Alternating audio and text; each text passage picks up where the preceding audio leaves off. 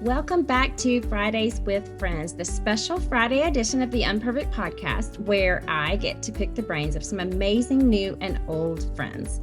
I'm your host, Shelley Sneed, and today I'm continuing my conversation with Marilyn Nutter, a fellow writer and author who shared a lot of her story last week in episode number 69 about becoming a widow and how she navigated that really abrupt change in her life. And this week in episode number 71, she shares a lot about navigating grief and also how we can support the widows in our lives, or really anyone who is grieving. There's so much in here that really relates to a lot of us in need of the hope that we have in Jesus. And she begins by sharing some of her experiences with what she calls future and secondary losses. So listen in. I went to my grandson's graduation last week, and my husband's absence in my eyes was very present. Wow. And I didn't cry. I certainly wasn't sad. It was a great time, but I kept on thinking, oh, he was 5. My husband would have loved to have seen this. And, right. And it's so you have all these future losses. And that is why I say the idea that a year mark shuts everything off. It does not. You have losses that will be there the rest of your life. My husband died on December 23rd, which was 2 days before Christmas. Okay. So our Christmas is always very different. Sure. But my youngest daughter, she married that following July. So within 6 months. Right. And she did not have her daddy to walk her down the aisle. Mm. And I planned a wedding without him. And that was a future loss. And when she had a baby, he wasn't there. And I became a grandmother, not sharing grandparenting with him. So that is what I think when you ask the question, what would be helpful? I think awareness would be helpful, and to not be selfish and think, this is what I want. This is what I want for her. This is what I'd like her to do. Think about not overlooking and remembering her husband, saying his name, sharing a memory. Those are because we're not going to forget. Right. We shouldn't forget. Right. And and I don't mean a lamenting memory. I mean, we laugh sometimes. Oh, Dad would think this is funny, or right. Or, Dad would love this, or this was Dad's favorite. Glad we're eating it. Something like that. And it's making that person still present because he's important. Exactly. And I know we do that a lot because only one of my children ever got to meet my dad, and he was too young to remember him. So my kids are all 17 to 22 at the time of this recording.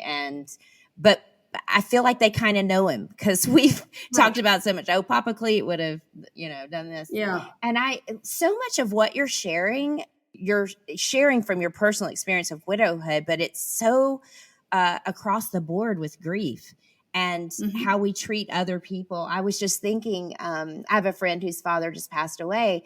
And for the first time, I don't know why this has never dawned on me before, but instead of thinking, what can I do to help her? I thought, what does she usually do when I'm in a crisis? And it was totally different. Like what I did for her is not what would minister to me, maybe necessarily. But I thought, if this is her go-to for how she ministers to other people, I wonder if this would minister to her. So I just love how you said that don't do what makes you feel better, but really analyze, be aware of the other person. That was good. And then just the future losses. I like the way you phrased that because I don't know. I feel like it puts a term with something you're going to constantly be experiencing that is hard to put into words, maybe. Along those lines of the future losses, those are, like I say, when my youngest daughter married and he wasn't there, and when she had her babies, he never met them, that saw them, that sort of thing. The other part of that is really what I've been going through this week and what my friends go through about putting out fires. are what we call secondary losses. The secondary, the loss, the primary loss is the physical presence, the emotional, the relational, spiritual connection, presence that you have with that person. But then there are all these secondary things that you've lost because that person is gone. That was an exercise I did when I was in grief share after he died.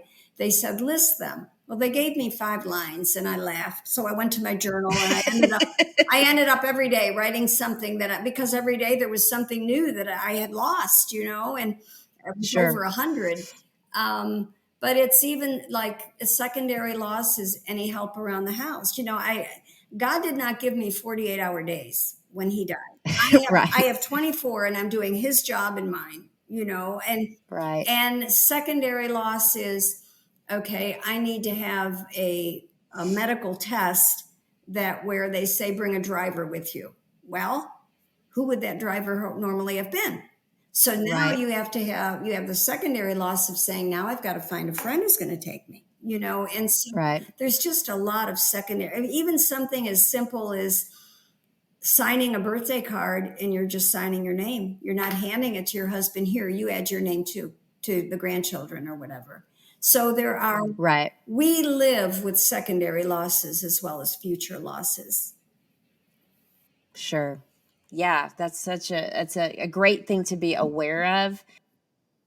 And like you said, to continue not with that selfish mindset of give them a year and everything's going to, these secondary losses you're going to experience the rest of your life as, exactly. And totally acknowledging God is my portion. Right. But I was just thinking, you spent more of your life married than single, right? Correct. Like, I remember the point when Art and I have been married for 29 years. And I remember the point when we'd been married 25, I guess. And we were like, we have now officially been together longer than we've been single, So it's a whole new different mindset and lifestyle.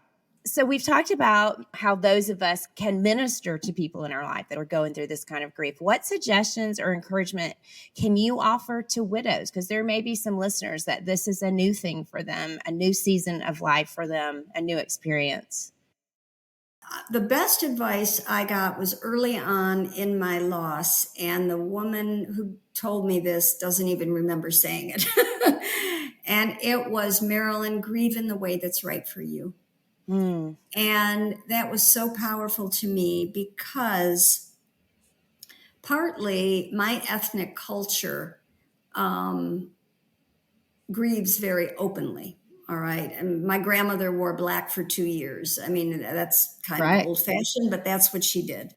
And then you have others who just wash their face, and they use the example of King David, washed his face and then he went on with life, And so there are lots of schools of thought. And again, and so when she said, grieve in the way that's right for you, that was very liberating for me. Like, how am I going to walk in this? I have to do things on my timetable.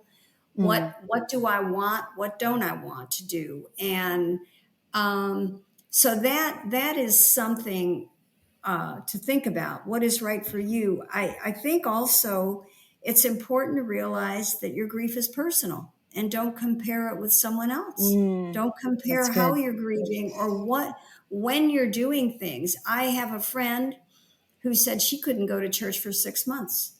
I had another person who went on a cruise in 6 weeks. Wow. It's variable. I mean, and so I think that helps to know that it's private. I mean, in scripture, we know God knows the hairs on our head, Psalm 139, I'm unique. I'm fearfully and wonderfully made. If those are truths, which they are, then my grief is unique. And so a woman should be comfortable enough to say, I need to grieve this way, and know that something else that comes up is that your children and your grandchildren, your siblings, sometimes, unfortunately, a man dies and his parents are still are living. Right. They are grieving in a very different way than you are. And to accept the way someone else chooses to grieve, because it's not going to look like yours. your grief with you shared things with your husband no one else did. And so they therefore cannot understand why something is taking so long in their view, or why you're behaving the way you are, or saying what you're saying. It's private and it's personal, and be confident in that. My biggest advice was hope in God. Rest in him. I mean, I know that and I'm a reader, as you might expect. Yeah. I'm a journaler. It was very hard for me to focus and read scripture, read anything for that matter. I couldn't focus. It was like I'd read it and then I'd look back and think, oh yeah, I guess I read that already, or I didn't. And read as little as you can and just get a nugget out of it. I mean, something I read was a gift book that my husband had given me that was Kay Arthur's To Know Him by Name, and it was the names of God. And I picked it up one morning, and I mean, beautiful illustrations, large print. I mean, it looked like a kid's book because it wasn't anything that you were reading. She does have another book that's a study book, but this was a gift book. And the first name of God was Elohim, creator. And God, and just reading that, because I was looking out through my sliding doors, seeing the backyard that was so barren. And that's when God spoke to me and he said, I'm creating something new in you. Those trees are not going to look that way all the time, and neither are you. And that was my moment. And I didn't sit there like I did before and study for an hour. And so I would say, let God speak to you, learn to listen. And maybe it's reading, maybe it's a podcast, maybe it's a short devotion, but God will meet you because you draw near to God. He will draw near to you, and he will give you something, even if it's a word that says peace. Right. Oh, that's beautiful. And I love basically what you were saying too, is you're going to have to give grace to yourself, and you're going to have to give grace to other people. And how everyone is handling that, which is not always easy.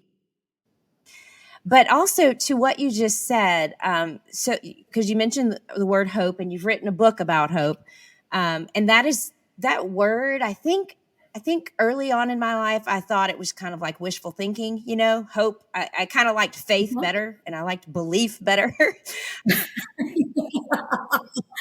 But it's kind of become my lifeline with some experiences we've had in the last several years. And my husband had this plaque made for me that goes over our kitchen. And he didn't even know that was a word I'd been kind of struggling with. But it was Romans 15:13 that says, may the God of hope fill you with all joy and peace and believing, so that by the power of the Holy Spirit, you may abound in hope. And it's right there in the room that I'm in most of the time. But I would love for you to just talk about what you mean by hope. I love that you connect with that. Hope is in the titles of the two books. And April and I talked about it. We're asking people, our destination is hope. What does that really mean? For me and for April at the time, it's not wishful thinking, like, oh, I rented a condo, I hope it doesn't rain at the beach, or speculative, oh, I hope this is going to work out. It's hope is confidence in God's character, that he is who he says he is, and there is confidence that God keeps his promises. And that's where we rested in hope. May the God of hope, may the God who is, if you look at like I said, when I was reading that book about the names of God, Elohim, creator God. Well, God doesn't stop creating. Right. He's active. He is always creating. So he's creating a new script for me. He was the God Most High to Mary when the angel announced that she was going to bear the Messiah. He does not stop being the God Most High. He is sovereign in my life. And so we could take all of those names. He was Jehovah Jireh for Abraham and Isaac. He is my provider. And sometimes that provision is his presence. It's not like he's going to send me a check in the mail. Sometimes the provision is his grace, but that's where his promises come in. My grace is sufficient for you. I'm going to give you grace for everything I call you to do. And so hope for me has two facets to it. It is who God is, and that he doesn't change in his character, and that he makes promises and he keeps them, and it's truth. And that's where we rest. And that's the only secure place that we can rest. Because it's the only thing that is unchanging is who he is and his word, which through all the stuff we've gone through in our lives, I'm thinking of my immediate family, but also extended family and everything else. I love that what you said was kind of the definition of hope is being able to be confident in that, because that is the only thing we can have confidence in. We think we have tomorrow. We think our spouse has tomorrow. We think we make all these plans, and but the only thing we can count on is who God is, and that he will never change. He's trustworthy. Absolutely. Well, I do want to ask you one last question, kind of off the topic, but is there anything else maybe that we didn't cover or that you want to share before we kind of wrap up? I think there are going to be more and more widows, because there are more and more, given our generation, the boomer generation and all that. And that, like you said, you were surprised at the average age, and Sure. that widowhood is unique. One size does not fit all. That if you know a widow, your sister's grief is not going to be like your friend's loss, and Right. just to give grace and be available to your friends and your family, and just don't move away, and don't impose on them what you think their life should look like, because everybody's Sure. is different. Sure. And I didn't, when you were talking about the couples that get together and all of a sudden that really stood out to me, because I'm sure it is a lot of, I don't know what to say, or I'm fearful. Like when you first brought that up, I was like, oh, well, that's not really, but it actually is a form of selfishness, right? Like, I'm afraid I'm going to say the wrong thing. Well, maybe you will, but be there, be present. You did mention something right now about couples, and that's something we really didn't talk about when we talk about how a widow's life has changed, is that, and again, this goes back to Alan Wolfelt, who said, we live in a couple's world. Exactly. We live in a couple's world from Adam and Eve, Noah's Ark, and it's not good for man to be alone. Now, God does call people to singleness, and clearly he calls people to being widows and widowers. But it is awkward. We talk about this in grief support. You don't go and buy furniture and get a dining room table with 5 chairs. Right. You get 4 or 6. Right. And it's even hard in a restaurant. If you say that, my friend tells a story about how she said, I will never go out with them again. She said, they invited me to go out to eat, and they had to wait for a table. And one of the gentlemen said, boy, finding a table for 5 is hard. Oh, and my she word. said she was so hurt by that. And she said, what I really wanted to say, if you think it's hard, what do you think it's for me? Right. And so it is awkward. It is awkward to be a single in a couple's world when you've been a couple. Absolutely. And that's interesting that you bring this up, because I was just talking with Pamela Nicholson, who